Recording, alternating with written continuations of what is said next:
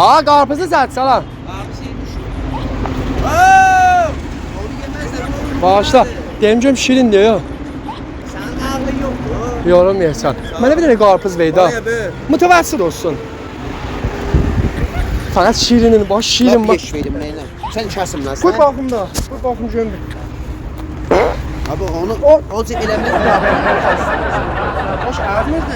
O ağzını öz yüzəri. Qardaş baxırım ki şirin Qarpız deyil. da sümük dəyiksən mi əziz? Tamam, bir dənə qəşəng ver də. Sən də kəsim lan. Kəs də, bunu bir kəs də.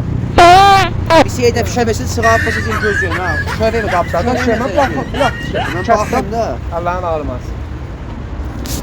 Kəsim. Bilmirəm. Yox, bir dənə ağrısın ver də. Sən evdə kəs. Kəs də. Kəs də. Kəs. Saxla.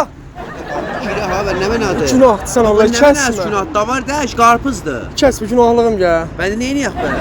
Bir dənə ağrısın kəsəydin la. Əxlaqın olsun da. Abi əxlaqım yox, mən istəmsə xoşum. Bax bir dənə özün dedilər də. Mən belə Şirin olsun da, şirin olsun Əlin fəqət. altında əlsəm lazım. Şirin olsun, bu xoşdur. Bax bunu bir kəssən. Saxla. Saxla. Yanından gəlmir, kəsən. Nə məni?